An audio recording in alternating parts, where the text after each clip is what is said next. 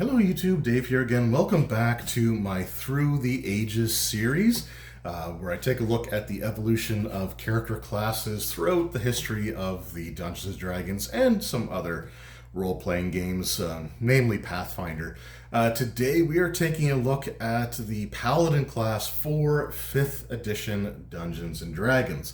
So I've got the Player's Handbook here. This is the 2014 Player's Handbook because at the time that I'm recording this, we are just a little short, like a few weeks away, I think, from the release of the 2024 Player's Handbook, which doesn't have a specific number attached to it, although I think a lot of people are referring to it as 5.5.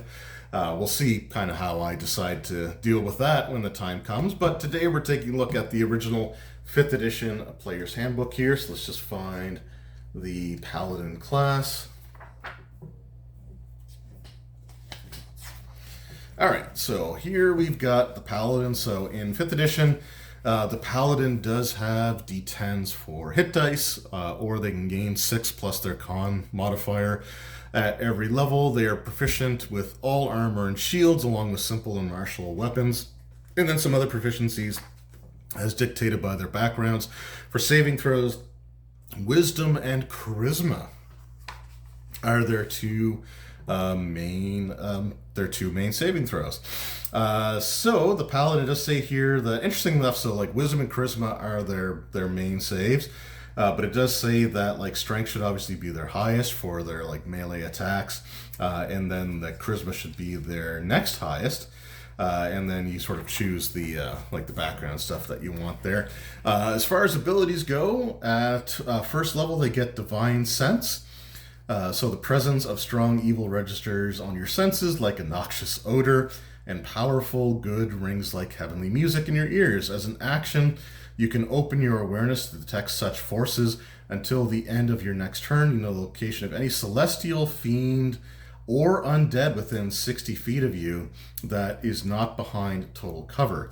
You know the type, celestial, fiend, or undead, of any being whose presence you sense, but not its identity, so you wouldn't know that it's like the vampire Strahd, for example, is what they use there. Let's see, within the same radius, you also detect the presence of any place or object that has been consecrated or desecrated, as with the Hallow spell.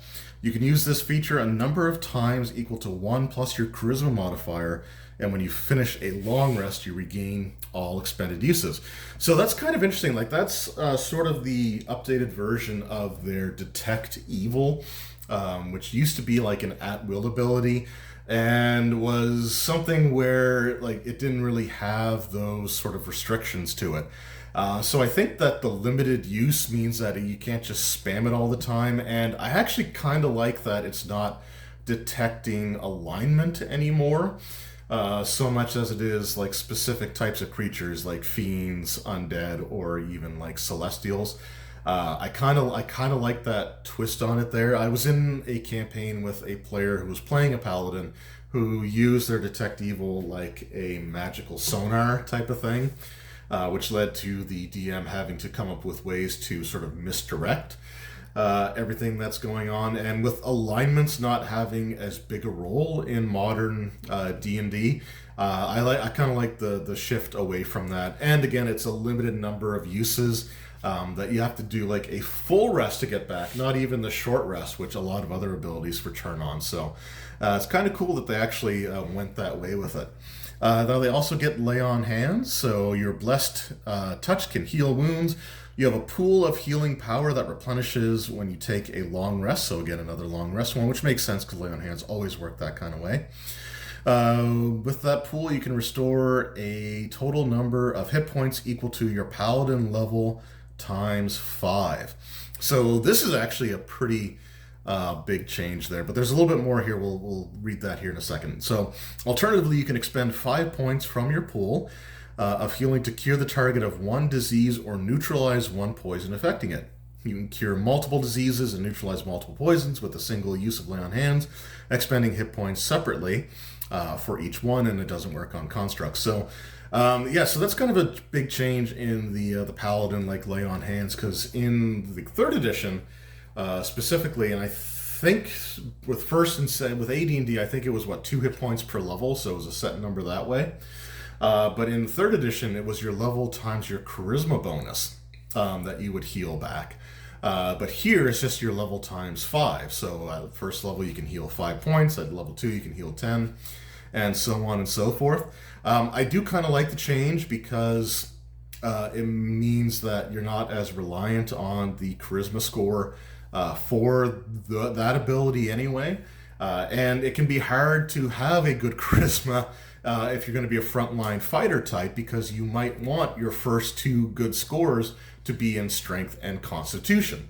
I recently made a 3rd edition Paladin. I guess it was a little while ago now. It was about a year ago actually. Whew. But that Paladin, was a frontline fighter type, and the other characters in the group weren't. So I had to prioritize con over charisma. So my lay on hands wasn't very good. I think I only had a +1 bonus or a +2 bonus to my charisma. So like I was doing like 2 points at level 1, 4 points at level 2. It wasn't great. So it's cool to see that they kind of changed that, and they do have the 5 points to remove some of the various afflictions.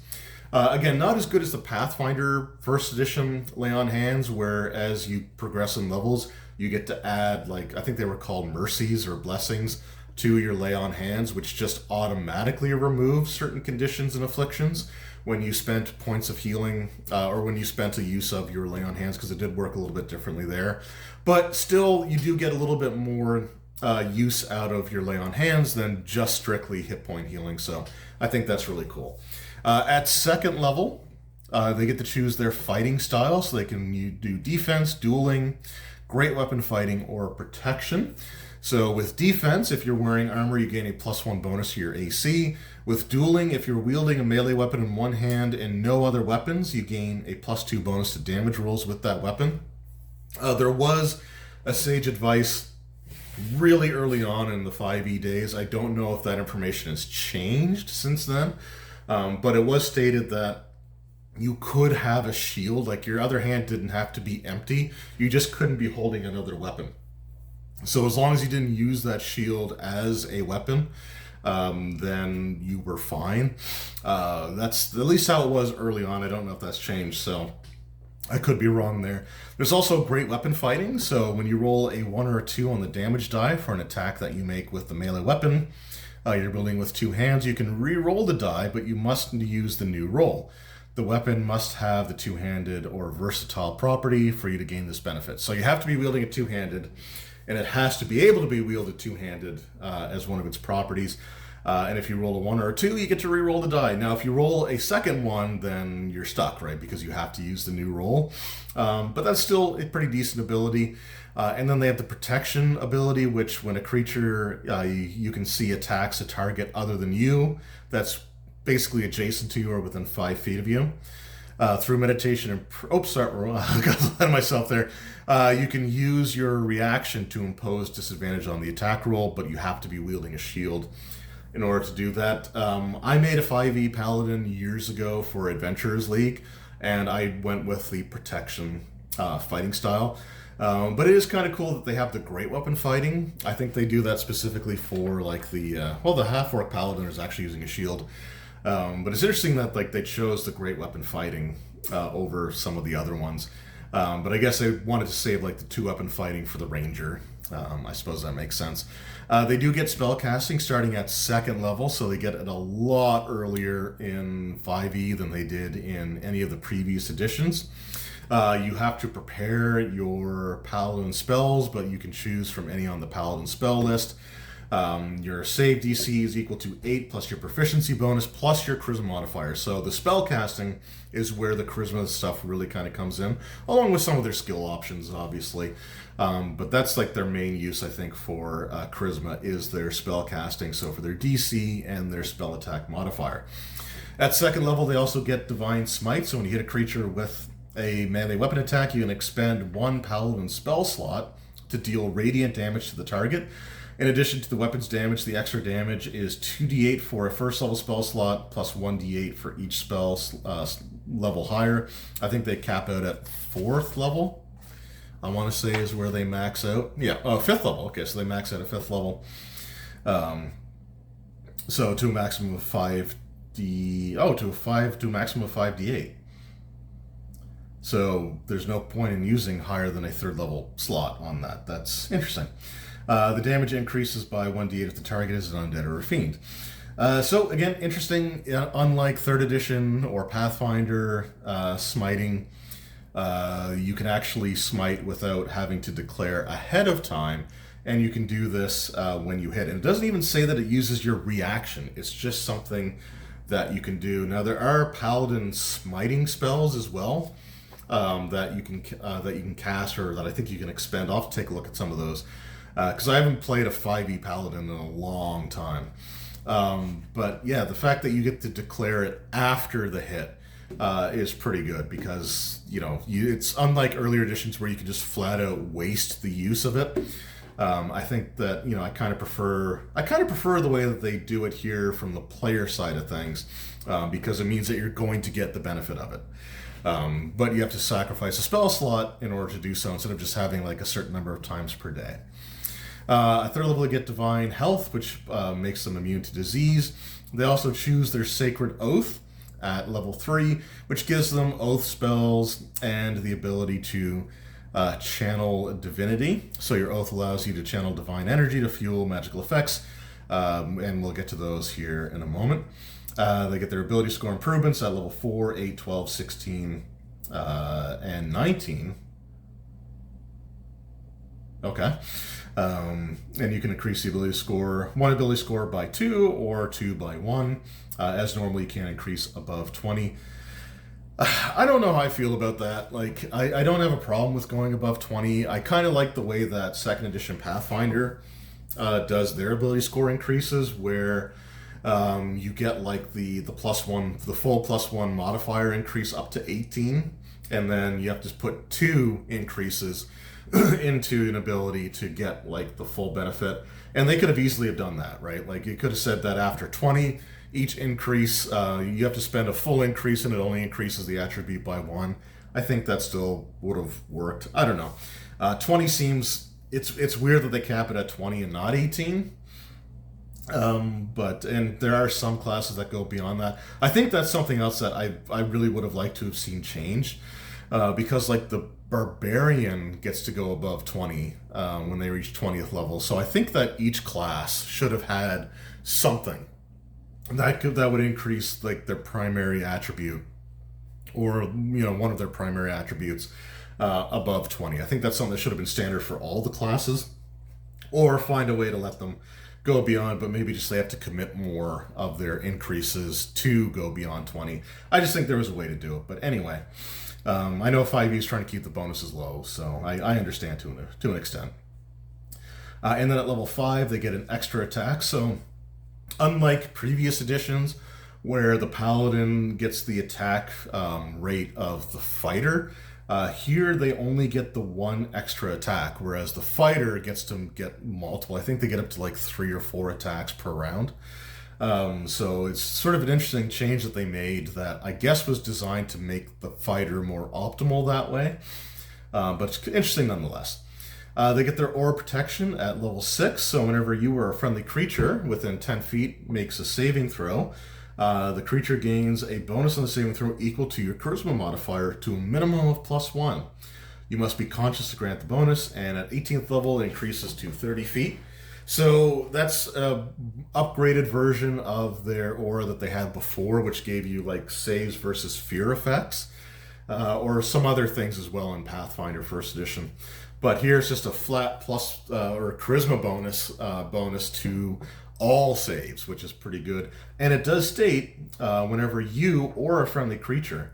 So I guess technically if the Paladin's making a charisma saving throw, they get to add their charisma bonus twice, because the other one's as a bonus. Anyway, interesting. Aura of Courage, so starting at level 10, you or friendly creatures within 10 feet can't be frightened while you are conscious. So again, better than just a bonus on the save, because they don't really do bonuses anymore, right? I guess that's sort of the thing. So they're just flat out immune. That's pretty cool. And at 18th level, that also increases to 30 feet. At 11th level, you are so suffused with righteous might that your melee weapon strikes carry divine power with them. Whenever you hit a creature with a melee weapon, the character takes an extra 1d8 radiant damage. If you also use your divine smite with an attack, you add this damage to the extra damage of your divine smite. So I obviously never made a character that high level in 5e. But that's pretty cool that they actually, just because they are like channeling divine energy through them, a conduit for their deity, so to speak, that they just always get to add an extra d8 radiant. And then they still get that as a bonus even if they smite. So they get their regular smite plus the extra d8. That's a pretty cool ability. And then Cleansing Touch at 14th level, you can use your action to end one spell on yourself or one willing creature you touch. You can use this feature a number of times equal to your Charisma modifier, a minimum of once, and you have to finish a long rest to get the back. So, again, kind of neat. You can just choose to end like a charm effect or maybe like, I don't know. It doesn't really say exactly what it is. It could just say an ongoing... you can use your action and one spell on yourself. So I guess that might be a little bit open to interpretation. I'm sure there was sage advice stuff on that, but I would assume it might be things like hexes, because I think those are spells, or at least things like charm or hold person or stuff like that. So instead of relying on getting to make another saving throw, you can just like touch another character or just choose to end it on yourself, which is pretty cool. And then we've got their sacred oaths. So, becoming a paladin invokes taking vows that commit the paladin to the cause of righteousness. An active path fighting wickedness, the final oath taken when they reaches 3rd level is the culmination of all the paladin's training. So the culmination of their training happens at level 3. I guess at that point, like, they're sort of meant to be like out on their own type of thing, but that wording... I think there's another way that they could have worded it. Like now they're like a full-fledged paladin, as opposed to like an initiate. Like you could be an initiate at levels 1 and 2, and then at level 3 you become a paladin. But like to say that's the culmination of all of your training as a level 3 ability sounds a little, I don't know, maybe it's just me. But you got the Oath of Devotion. So the Oath of Devotion binds a paladin to the loftiest ideals of justice, virtue, and order, sometimes called cavaliers or chevalier in Dragon Age. White knights or holy warriors. These paladins meet the ideal of the knight in shining armor. All right. Acting with honor in pursuit of justice and the greater good, they hold themselves to the highest standards of conduct, and some, for better or worse, hold the rest of the world to the same standards. Many who swear this oath are devoted to gods of law and good. So kind of suggestion there what your alignment probably should be. And use their gods' tenets as the measure of their devotion. They hold angels, the perfect servants of good, as their ideals and incorporate images of angelic wings into their helmets or coat of arms. So the tenets of devotion, through the exact words and strictures of the Oath of Devotion, may vary. Paladins of this oath share these tenets, so honesty, courage, compassion, honor, and duty. I'm not going to go through and read all of them there, but they do get like extra spells, so the paladin gets protection from good and evil and sanctuary at 3rd level. They get lesser restoration, zone of truth. Oh, do you have to choose spells? Hold on.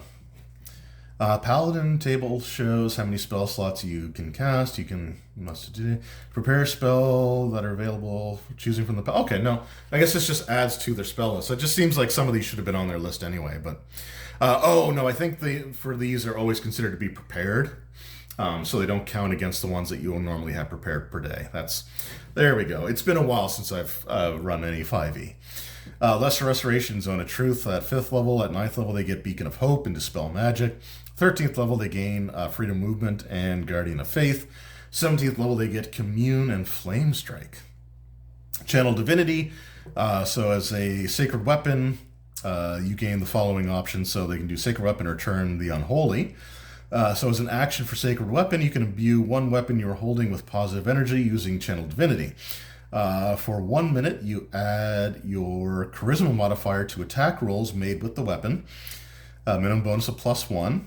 And the weapon also emits a bright light in a 20-foot radius and dim 20 feet beyond that. If the weapon is not already magical, it becomes magical for the duration. So you basically get like the extra bonus to the extra bonus to hit. So that's pretty cool. That's like sort of incorporating like an older version of Smite where you added your charisma modifier to hit, and it used to be your level to damage. Hold on here, I gotta.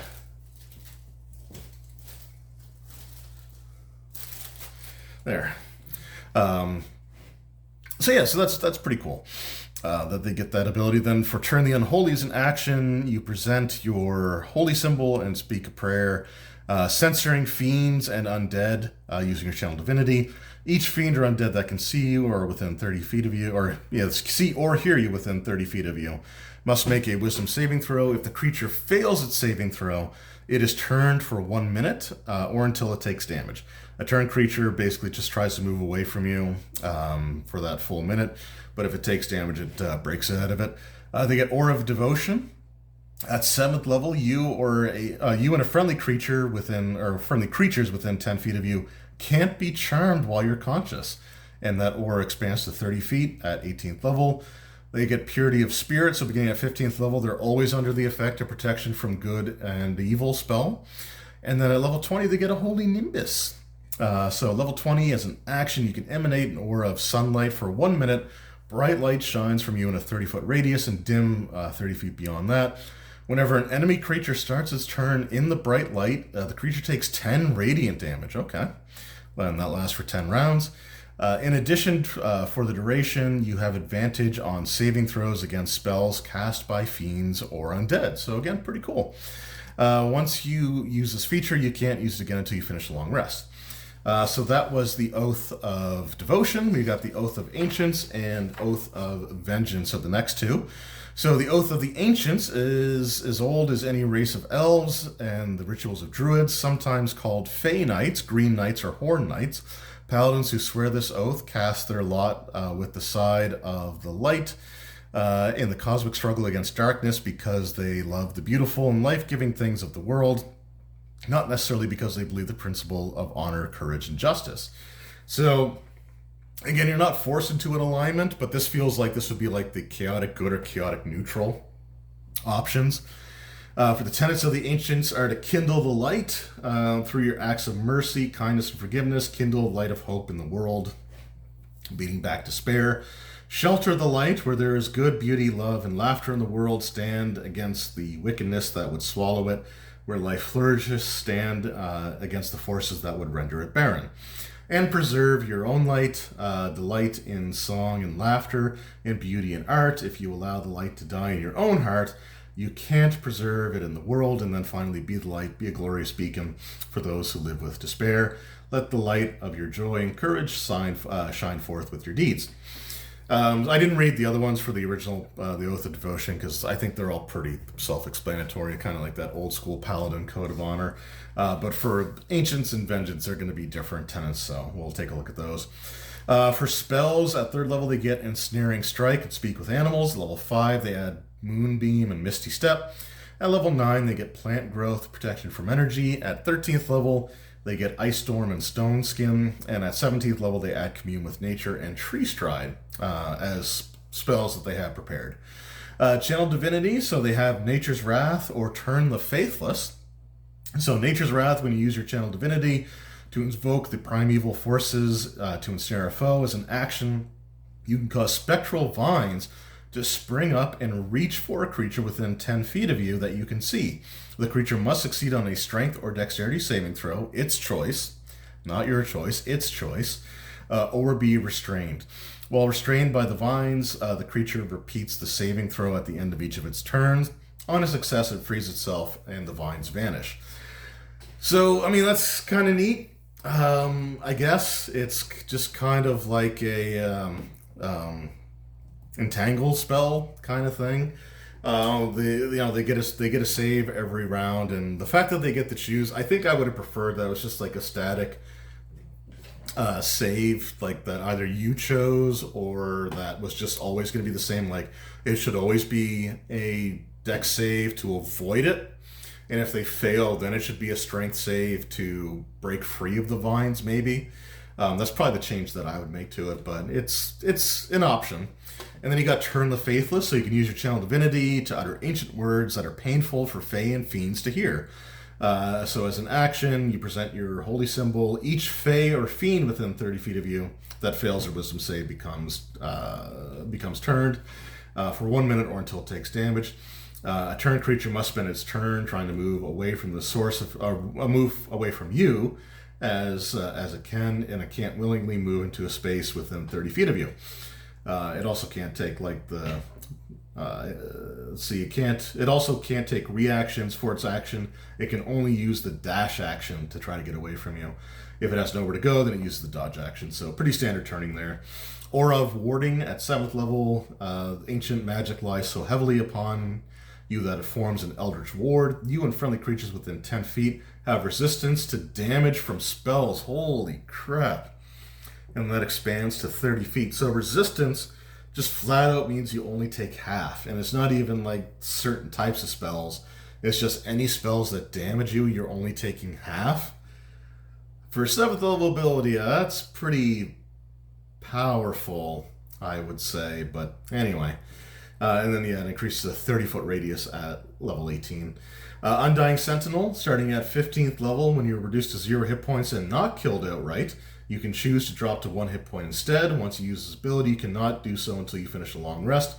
Additionally, you suffer none of the drawbacks of old age, and you can't be aged magically.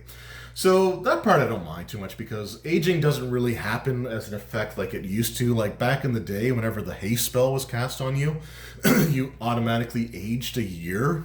So you could reach those age categories pretty quickly.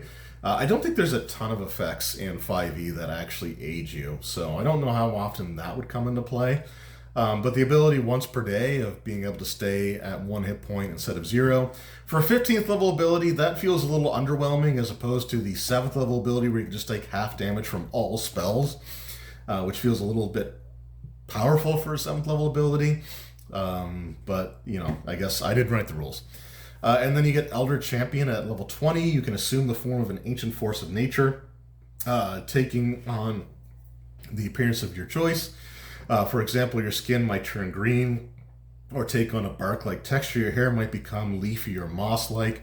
You might sprout antlers or a lion-like mane. Using your action, you undergo the transformation. For the 1 minute, you gain the following benefits. At the start of each of your turns, you regain 10 hit points. Whenever you cast a Paladin spell that has a casting time of 1 action, you can cast it using a bonus action instead. Holy crow. Again, Paladin spells aren't that great, so I guess that's not too bad of an ability. But to be able to use it as a bonus action is pretty good. Enemy creatures within 10 feet of you have disadvantage on saving throws against your Paladin spells and Channel Divinity options, and you don't get it back until you finish a long rest. Whew. That one is...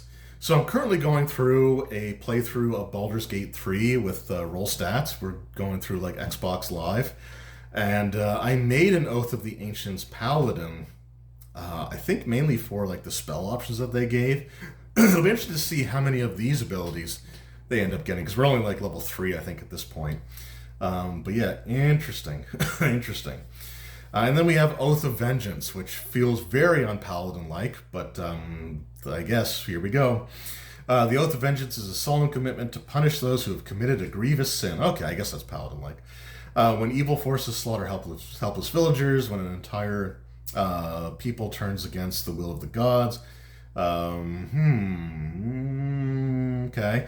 When a thieves' guild grows too violent and powerful. When a dragon rampages through the countryside. At times like these, paladins arise and swear an oath of vengeance to set right that which has gone wrong. To these paladins, sometimes called Avengers, which was a 4E class, or Dark Knights, their own purity is not as important as delivering justice. So their tenets of vengeance are to fight the greater evil, faced with the choice of fighting my sworn enemies or combating a lesser evil. I choose the greater evil. Okay, so you might team up with lesser evil creatures to take on an evil creature, or a more evil creature, I guess. No mercy for the wicked. What was it? I can't remember. So a friend of mine likes to use the quote that I'm too brave to show you mercy. I don't know exactly where that's from, but this reminds me of like that kind of knight character.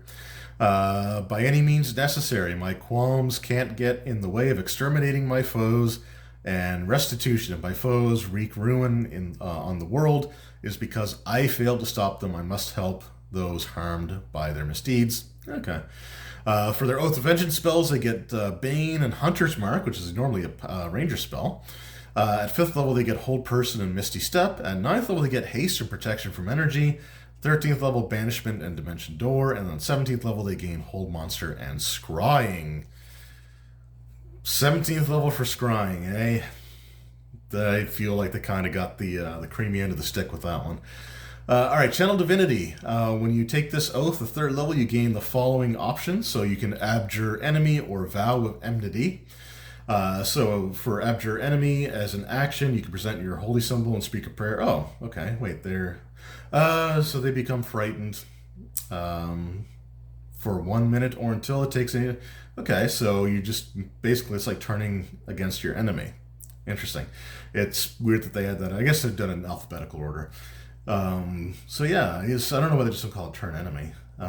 You choose one creature within 60 feet, and they have to make the wisdom saving throw, otherwise they act like they're turned. On a successful save, the creature... Although I guess not exactly, because on a successful save, the creature's speed is half for 1 minute, or until the creature takes any damage. So even if they succeed on their save for the Oath of Vengeance Paladin, they still take a penalty until they take damage, which probably won't be that far anyway. Vow of Enmity is a bonus action. You can utter a vow against a creature you can see within 10 feet of you. Using your Channel Divinity, you gain advantage on attack rolls against this creature for 1 minute, or until it drops to 0 hit points or falls unconscious. So, this as a bonus action, and it doesn't say that you have to do a short or long rest to get it back, so you can just keep doing that. Interesting. Relentless Avenger at 7th level. Your supernatural focus helps you close off a foe's retreat. When you hit a creature with an opportunity attack, you can move up to half your speed immediately after the attack as part of the same reaction. The movement does not provoke opportunity attacks, so they're not going to chain off each other, which is good. Soul of Vengeance at 15th level. The authority with which you speak, your Vow of Enmity, gives you greater power over your foe. When a creature under the effect of your Vow of Enmity makes an attack, you can use your reaction to make a melee weapon attack against that creature if it's within range. Holy crap, that's pretty good. And then Avenging Angel. At 20th level, you can assume the form of an Angelic Avenger. Using your action, you undergo a transformation. For 1 hour, you gain the following benefits. Wings sprout from your back, grant you a flying speed of 60 feet. Uh-oh, I don't know, they don't like giving characters flying stuff, but I guess you have to be 20th level to get it. You emanate an aura of menace in a 30-foot radius. The first time any enemy creature enters the aura or starts its turn there during battle, the creature must succeed on a wisdom saving throw or become frightened of you for 1 minute or until it takes any damage. Attack rolls against the frightened creature have advantage, and you can't use it again until you finish a long rest. So there we go. We've got the Paladin class from 5th edition D&D. So some of the things that I do like, I like the fact that they get their spells sooner in this edition than they did before. Starting at 2nd level, they actually get like spell slots that they can use, whereas in 3rd edition, I think you had to be like 6th or 7th level, and then you gain 0 first level spells and had to hope that your charisma bonus was high enough, or it might have even been wisdom bonus. No, I think it was charisma bonus in 3rd. I think charisma was still their spellcasting stat. But it had to be high enough for a bonus spell, otherwise you didn't get any benefit of it. So I like the fact that they did that. I think Lay on Hands is better because it's simply your level times 5. So, you know, it's always going to be a decent option. With the other things that you can cure with it as well, I like the way that that works. The Divine Smite, I do kind of like the way that that ability works as well, because you are guaranteed to get the benefit of it and you're not going to waste it by like rolling a 1, which can definitely happen. It wasn't a smite attack, but in a recent D&D session I was playing in the 3rd edition 3.5 D&D, I was hit with a poison, and my character had an anti-venom that was given to him that he drank, which gave me a total of plus 20 to overcome a DC 21 poison save. But because it was 3.5, a natural one still failed, and even with a bonus that I mathematically couldn't fail, I still rolled a 1, and I was still ended up being paralyzed for a ridiculously long amount of time. Luckily, there was a divine cache that was able to heal that for me, but it just kind of goes to show, right? So, I like the fact that, like, because even with the smiting in older editions, you could have this massive bonus to hit. But if you roll a 1, you're still screwed, right? So I like the fact that they get their smite after the fact. Now I want to take a look at some of the smite spells. I don't want to go through like all of them or anything like that, but I just kind of want to see some of the ones that they have here. Mainly just to see exactly, because I think you have to cast that first, but I'm not 100% sure. So let's take a look here. Searing Smite sounds good to me. So let's get to the S's. All right, Sequester, Searing Smite, right here. We'll zoom in a little bit more.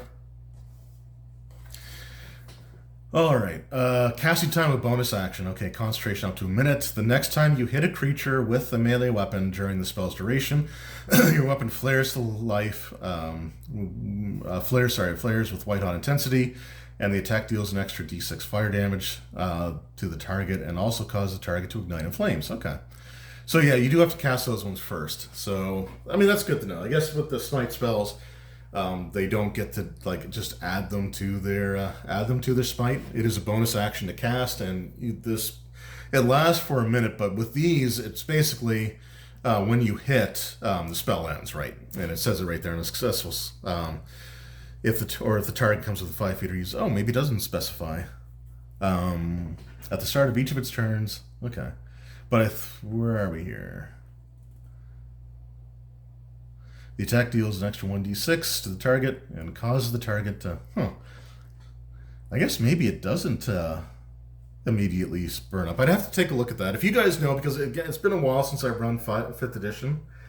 And when I played a Paladin, I didn't really use the smiting spells. And I only played them for like one session, right, before I kind of gave up on Adventurers League. But my recollection is that when you hit, the spell is used, because it says up to a minute bonus action. Anyway, so let me know kind of how that works. But at least you do have to cast a spell ahead of time. But that does mean that you could use that, I guess, in combination with your smite, because your smite is just something you can do after you hit, and this one is automatically applied. So again, I kind of like that. I like the fact that they get like extra smite effects that they can do with their spells. I think that works pretty well. I just have to reacquaint myself with exactly how that works for the character. If it lasts for the full minute worth of attacks, or if it's burned up once they use it. If you guys know, like I said, let me know, because it's been a while. But overall, like I think that the Paladin class is pretty decent in 5e. There's nothing super egregious about it, except for maybe that being able to take like half damage from spells, you and your allies at level 7 sounds like it's a little early for something like that. But truthfully, at the end of the day, that's still not really that bad, especially considering that 5e changed the way spellcasting monsters worked. And now most of them don't cast spells so much as they just have attacks that deal damage that are similar to what a spell would do. So yeah, I think that's fine. The Oath of Vengeance Paladin, honestly, I'm not a huge fan of. Personally, like if I were to rank the oaths, I would put this as my least favorite. The Ancients is probably my second favorite, and the Oath of Devotion would be the Paladin that I would most likely want to play, because that's like the more like traditional Paladin style character. But you do get some cool options. They do get some decent abilities, and I think that overall it's a pretty decent class. We'll see if it's my favorite version of the Paladin class when we finish the series up, because I will be ranking them at the end. And I've only got a couple videos left. I guess, well, maybe more than that now, but I've got the Pathfinder 2nd Edition Champion, as well as the remastered version of the Champion, and then finally, when the 2024 Player's Handbook comes out, I'll be taking a look at the Paladin class there as well, and then I'll be ranking them at the end of that series. But I will say that I think the 5e Paladin is actually going to rank decently high on the list. So there we go. That was my look at the 5th edition Paladin. Again, I'm a little rusty on my 5e, so I apologize for some of that. Let me know how those smite spells work if you know in the comments. I will defer to others here, because it's been several years since I've run 5th edition, and it's been probably 7 years since I played a Paladin for all of one session, and I didn't use any of the smite spells in that session, so I'm not quite sure how that works, but let me know that in the comments below. Anyway, thank you all so very much for watching. I truly appreciate it, and I will see you all next time. Until then, take care.